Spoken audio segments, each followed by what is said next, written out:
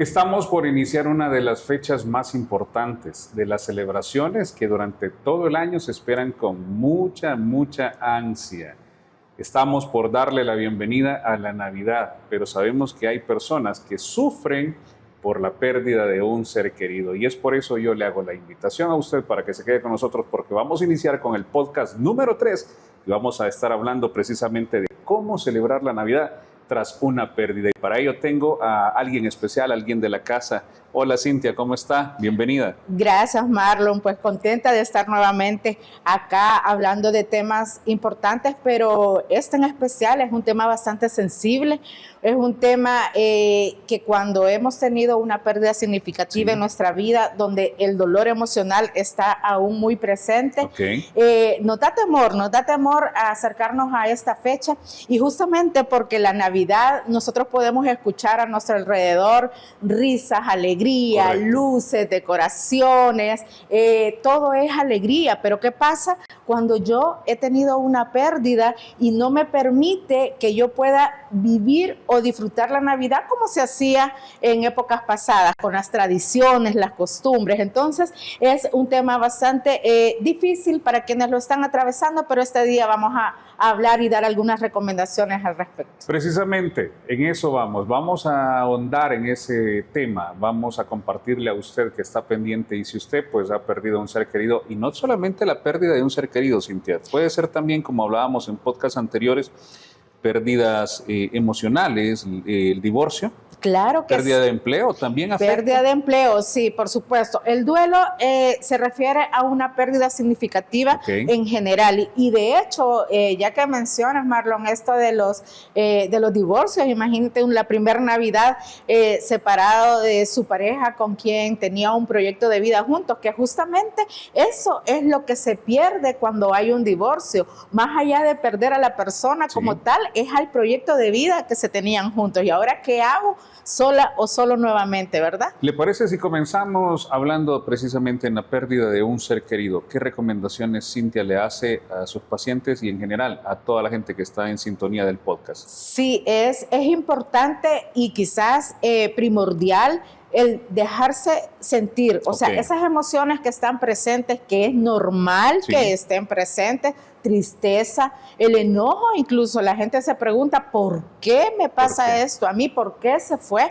Entonces, incluso puede llegar hasta sentir cierta molestia con las personas de su alrededor que las mira felices, las mira rodeadas de sus familiares y decir, ¿yo por qué no estoy así? Correcto. Pero eso es normal, incluso de los sentimientos como de culpa que ya hemos hablado en otros podcasts, se hacen presentes y por eso es importante dejar fluir, sentir y gestionar estas emociones, no reprimirlas, no hacer como que nada pasa, porque si recordamos la definición de duelo justamente es esa adaptación a la nueva realidad ahora sin mi ser querido, sin la presencia física de mi ser querido. Entonces no podemos hacer como que nada pasa. Hay una nueva realidad a la que me debo de adaptar y estas fiestas navideñas son una nueva realidad ahora sin mi ser querido. Entonces dejar sentir esas emociones, gestionarlas de una manera positiva. También es importante estar rodeado de los familiares, que sean momentos no de aislamiento, porque el aislarse en este tipo de situaciones complica más la situación. Cintia, pero puede sonar contradictorio. El hecho de rodearme de las personas con las que compartíamos, voy a poner un ejemplo, puede ser con la abuelita, con la tía, con el tío, de una mamá, la pérdida, ¿verdad? En el caso que yo haya perdido a cualquiera de ellos, el hecho de rodearme de nuevo con ellos, Cintia, no me lleva a tener esa ausencia y decir, mi abuelita estuviera acá. Claro, considero. Sí, claro que sí. Pero ¿qué sucede? Hay que reunirse en familia y esa es una de las recomendaciones también que más adelante íbamos a hablar sobre eso, pero nos vamos a adelantar, ¿verdad? Reunirnos en familia. El duelo es un momento de familia. Es mucho mejor. Si bien es cierto, es individual, de que yo lo vivo, lo proceso y lo trabajo de una manera individual y personal, sí, pero cuando se hace rodeado de la familia, que todos tenemos sentimientos parecidos, es más fácil sobrellevarlo. Entonces, una de las recomendaciones que se hace es, no, reunámonos en familia, okay, recordemos a nuestro ser querido. sí. De hecho, podemos hacerlo de una manera como de honrar la memoria, ¿verdad? De quien ya no está con nosotros, buscar la comida que más le gustaba a esta persona. Claro que sí. La bebida, la música que más le gustaba. Sí. De hecho, yo cuando estoy hablando con la comunidad doliente, yo siempre les digo eso, reúnanse en familia, y qué mejor época que la Navidad, ¿verdad? La comunidad doliente es la familia, en general. La comunidad doliente son todas las personas que han tenido una pérdida en su vida, okay, y que les ha afectado directamente. Es comunidad doliente. Esto le puede funcionar a todas aquellas personas que están sintonizando el podcast y han pasado precisamente durante este año, por ese momento doloroso, este año o en años anteriores. Cintia, creo que es muy difícil poder entender y tener la salud mental para poder aceptar esas situaciones, porque asumo que no solamente de este año, sino que de años anteriores, claro, hay personas que vienen con esa carga. Claro que sí. Aún no superan. Y es que en realidad, Marlon, el duelo no se supera, el duelo se acepta. Debo de aceptar mi realidad. Su realidad de que ahora ya no está esta persona en nuestra vida físicamente, okay, porque recuerden que las personas ya no están con nosotros, ahora están en nosotros, en nuestro corazón, en nuestros sentimientos, en nuestro pensamiento.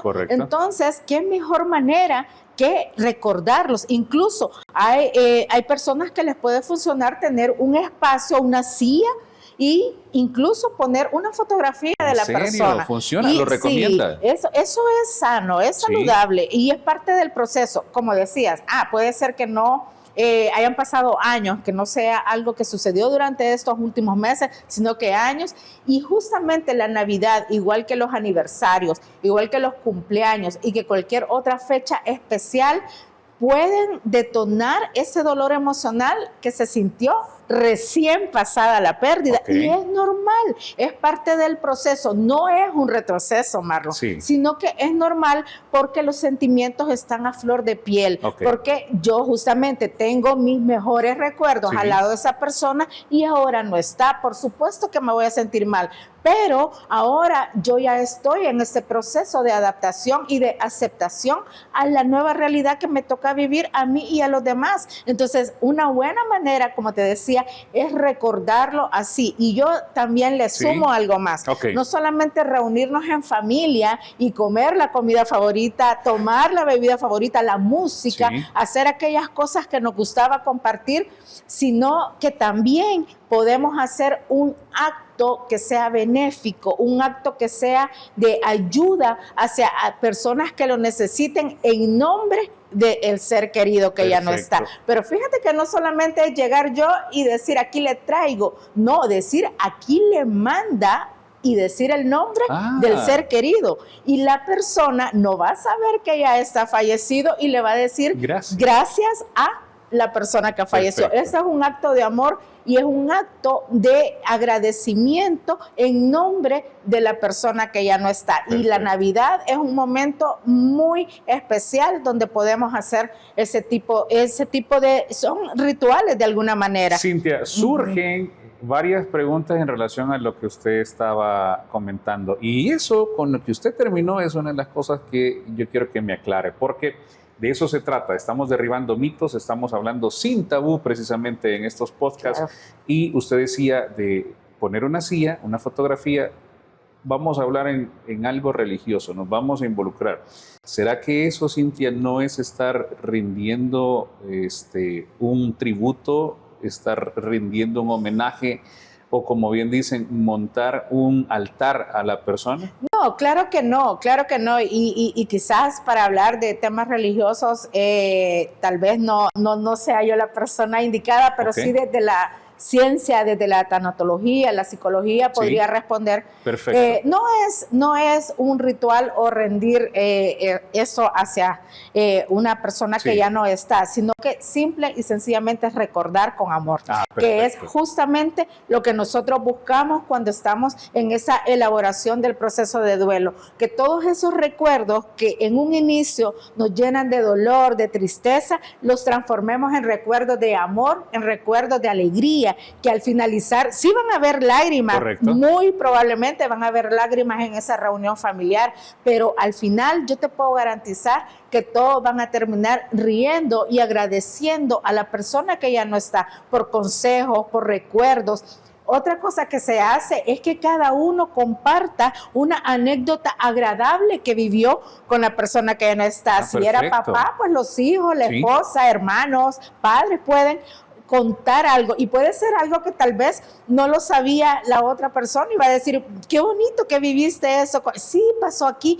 y empieza a haber una tertulia donde todos están compartiendo momentos agradables, momentos alegres que van a llenar de felicidad ese momento triste. Entonces nosotros debemos de ir cambiando y de ir transformando la tristeza en alegría. Cintia, voy a entrar en lo personal. Me disculpa por la pregunta, pero creo que sería bueno también que la gente conociera. En su caso, ¿alguna vez ha tocado hacer algún tipo de ritual por la pérdida de un ser querido en estas fiestas? Claro que sí, y justamente lo hice el año pasado en estas fiestas por mi madre. Mi madre tenía aproximadamente 2 meses de haber fallecido en diciembre del año pasado. Fue duro, Cintia.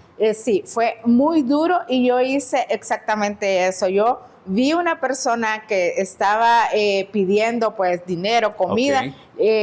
Con mi esposo le compramos comida, nos acercamos y le dijimos, aquí le envía Vicky. Mi mamá se llamaba Victoria y le decíamos Vicky de cariño. Entonces le dijimos, aquí le envía Vicky. Y ella me dijo, dígale gracias a Vicky. Yo le dije, dígaselo usted. Y ella dijo, gracias Vicky. Y para mí fue un momento muy emotivo, un momento que dentro de toda la tristeza que envuelve, porque también era la primera Navidad sin mi madre, pero me llenó de mucha paz y tranquilidad. Entonces yo con potestad puedo decir, se siente muy bonito hacer ese tipo de cosas y es una manera de agradecer por medio de darle a otros lo que nos dieron a nosotros, esos seres queridos que tanto amamos. Ok, me parece, hay detalles también como usted decía, compartir. ¿Será que compartir las pertenencias del ser querido es bueno también? Sí. Se aconseja, y esto es en todas las etapas, ¿verdad? O las épocas más bien, que no solamente en la Navidad, que a mí me preguntan usualmente, Cintia, ¿y qué hago con todas las pertenencias personales? Sucede, ¿verdad? Sí, es una pregunta muy recurrente. Y sabe, perdón, voy a interrumpir un poco yo veo que usted ya agarró el hilo y de eso me llega.